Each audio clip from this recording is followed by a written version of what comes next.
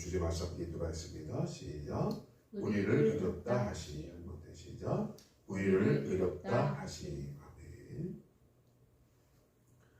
로마서 4장의 목적은요, 구약의 법 아래서 이 구원의 길이 그저 예고된 것이 아니라 하나님께서 예수 그리스도를 통해서 사람을 구원하심을 보여주신 데 목적이 있습니다.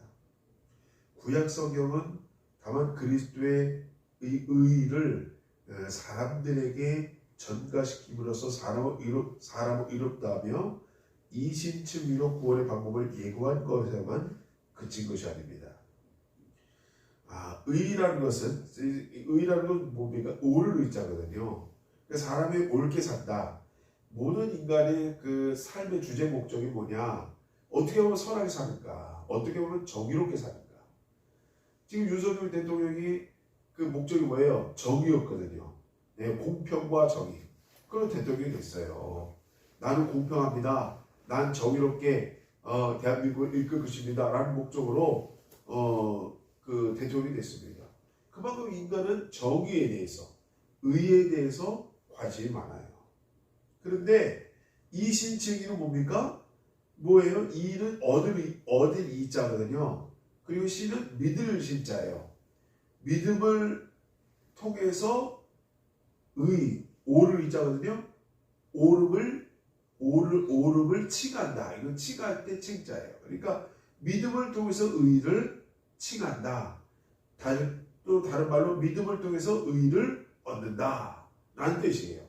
그러니까 구약 성경의 주제를 그 사자성어로 한다면은 이신칭의예요.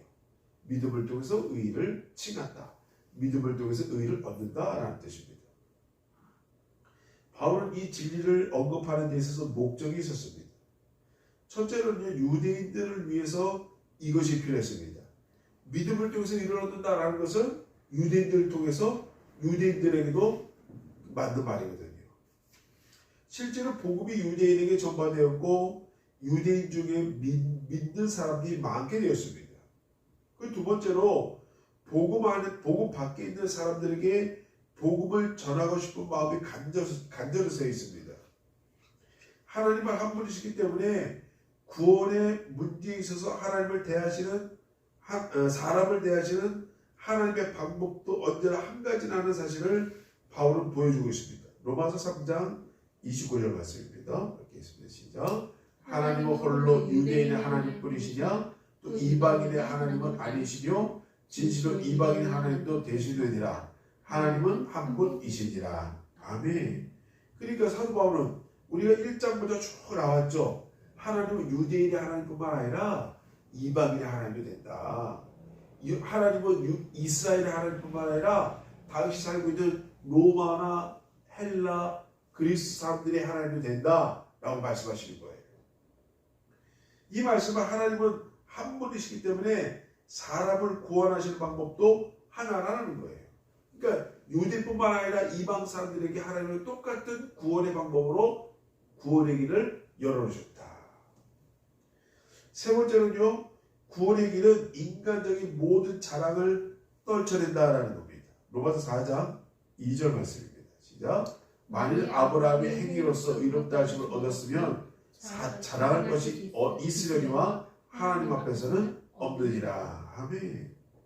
사도 바울은 어떤 사람도 하나님 앞에서 무엇을 절대로 자랑할 수 없다는 것을 말씀하고 있습니다. 그리고 로마서 4장은 은혜 언약이라는 말로 표현할 수 있습니다. 모든 세계 사람들이 똑같은 방법으로 구원받는다는 사실을 말씀하고 있습니다. 근데 은혜라는 건 뭐예요? 은혜라는 것은 내가 어떤 행위와 상관없이 받는 것이요. 내가 어떤 은혜와 나의 행위와 상관없이 내가 받는 것이 은혜라고 하잖아요. 내가 은혜 받았다. 라는 것은 하나님의 은혜를 내가 공짜로 받았다. 하나님의 은혜를 내가 이 시간에 받았다. 라는 거거든요. 나의 공로와는 상관없이, 나의 행위와는 상관없이 받는 것을 은혜라고 말씀드리고 있거든요. 그러므로 은혜 언약이라 하면 내가 하나님의 은혜를 내가 공짜로 얻었다. 하나님의 은혜를 내가 받았다. 이렇게 표현할 수 있거든요. 사도 바울은 어떤 사람도 하나님 앞에서 무엇을 절대로 자랑할 수 없다라는 것을 말씀하고 있습니다. 과거나 현재나 미래나 언제나 구원의 길은 오직 하나인 줄을 아시기 바랍니다. 그러니까 하나님의 은혜를 통해서 우리가 구원받는 거예요. 하나님의 구원 계획, 그 은혜의 언약을 통해서 우리가 구원받는 거예요. 많은 사람들이 구약과 신약을 갈라놓으려고 합니다. 그래서 어떤 일은 심지어 은혜 시대에는 구약이 필요 없다고 해요. 우리가 구원받는 것은 신약 성경만 있으면 되지 구약 성경이 우리가 은혜와 상관이 없다라고 말하는 사람들이 있습니다. 그러나 이것은 잘못된 생각입니다. 우리는 성경 전체에서 그 관심을 가져야 됩니다. 왜냐하면 구약과 신약은 결국 하나이기 때문입니다. 성경 전체는 오직 은혜의 언약만 있을 뿐입니다. 하나님은 한 분이시기 때문에 구약 시대나 신약 시대나 구원의 길은 오직 하나인 것입니다. 사도 바울은 이 진리를 증명하기 위해서 유대인의 오랜 역사 가운데 아브라함과 다윗을 택하신 것입니다. 오늘 본문 1절에서 5절까지는 아브라함의 경우를 성경 기록을 통해서 알아보고 있습니다. 아브라함은 구약의 인물이죠. 창세기 인물입니다. 그런데 그 오래된 인물인데 이 사람은 오직 믿음으로 하나님께 자기 의를 보였죠. 이신측의 대표적인 인물이에요. 그러니까 구약시대 인물도 믿음으로 구원받는다고요. 그런 틀림이 없는 거예요. 변함이 없어요. 하나님의 구원 방법은 변함이 없는 겁니다. 구약이나 신약이나 똑같이 이신측의 믿음으로 구원을 얻는 거예요. 그리고 로마서 4장 6절로 8절까지는 다윗이 10편 32편에서 직설적으로 말한 것을 대하게 됩니다. 다윗도 믿음을 통해서 다윗의 구원을 이루었어요. 믿음을 통해서 골리앗을 이겼고 믿음을 통해서 다윗은 이스라엘 통치했고 믿음을 통해서 자기의 믿음을 하나님께 보였다라는 것입니다. 다시 말씀드리면 하나님께서는 구원이 할례나 율법으로 이루어지지 않고 믿음으로 말미암는다는 것을 보여주기 위해서 역사적인 사건들을 언급하고 있는 것입니다. 로마서 4장 1절 말씀입니다. 읽겠습니다. 시작. 그런즉 육신으로 우리의 조상된 아브라함이 무엇을 얻었다 하리요. 여기 육신이란 말이 무엇을 의미합니까? 바울은 육신이란 말을 영적인 것에 반대되는 것으로 표현했습니다. 바울 자신이 빌립보서 3장 3절 이하에 육신이란 말이 뜻하는 것이 무엇인가를 말씀했습니다. 빌립보서 3장 3절 말씀입니다. 시작. 하나님의 성령으로 봉사하며 그리스도 예수로 자랑하고 육체를 신뢰하지 아니하는 우리가 곧 할례자니라. 아멘. 그러니까 육신으로 무엇을 얻었습니까? 그가 계속해서 대답하는 것이 빌립보서 3장 5절로 6절 나옵니다. 시작.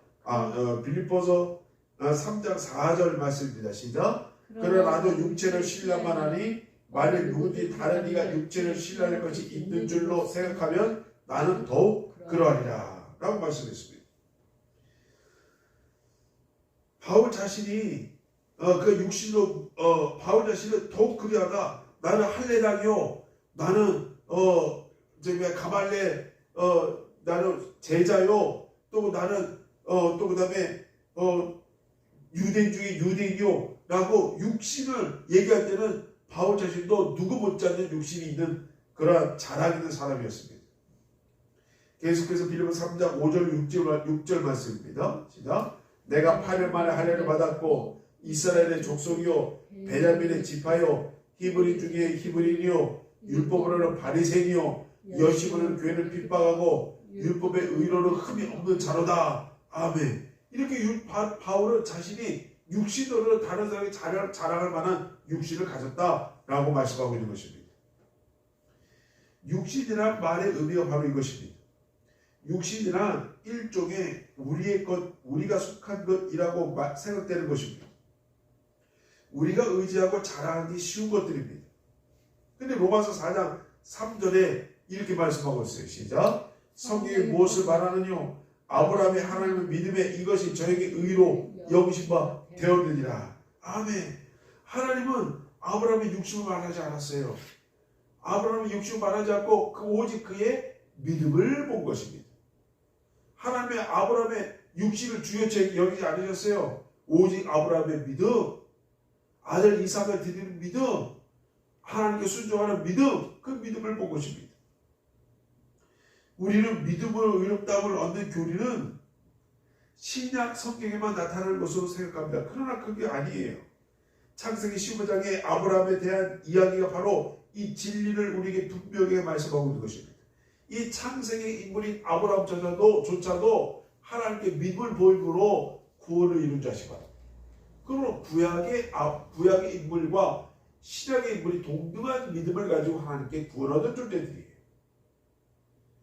아브라함이 하나님을 믿었다라는 말씀은 하나님을 신뢰했다는 것을 의미합니다. 그러므로 의로 여기심을 받은 것입니다. 아브라함은 하나님의 언약을 그대로 믿고 따랐던 인물인 것을 아시기 바랍니다.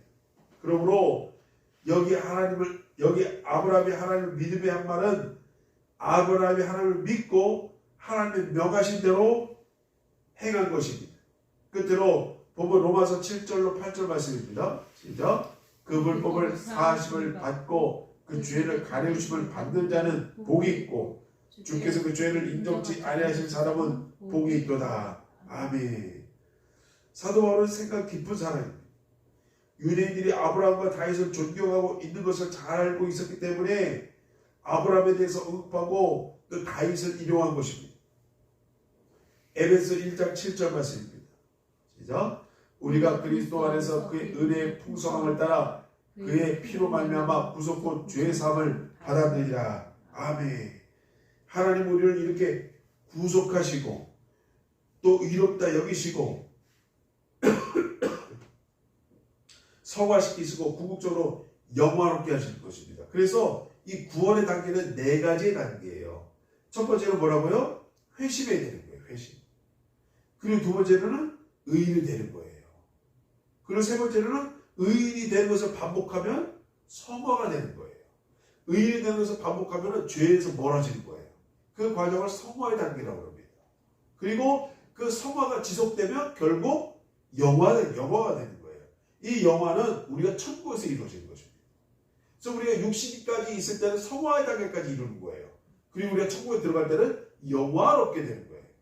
예. 그래서 구원의 단계는 크게 네 가지로 볼 수 있습니다. 첫 번째는 뭐라고요? 회심의 단계인 거예요. 두 번째 단계는 의인의 단계인 거예요. 또 세 번째 단계는요, 성화의 단계예요. 네 번째는 우리가 영화의 단계를 이루는 것입니다. 그래서 이 구원의 네 가지 단계를 이루시는 저희 되시 바랍니다.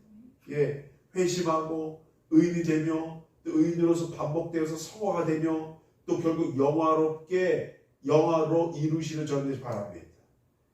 이럴 때 우리가 주님과 영원히 함께 있는 거예요. 예, 영화가 될 때 우리가 주님과 영원히 함께 가는 천국에 이르게 될 줄 아시기 바랍니다. 그럼 우리는 우리 모습 그대로 하나님께 나오면 됩니다. 우리가 의인으로서 반복된 의인으로서 살며 또 성화를 이루며 결국 영화를 이루신 점 되시기 바랍니다.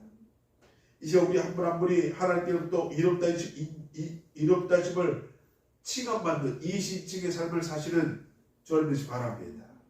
이제 우리 말씀을 사시면서 기도하시기 바랍니다. 주님, 내가 회심하며 의롭게 되며 또 성화를 이루며 영화를 이룰 수 있는 내가 되게 도와주옵소서. 기도하시는 저를 되시기 바랍니다. 다 주 한번 해주시고 함께 기도하시겠습니다. 주여, 주님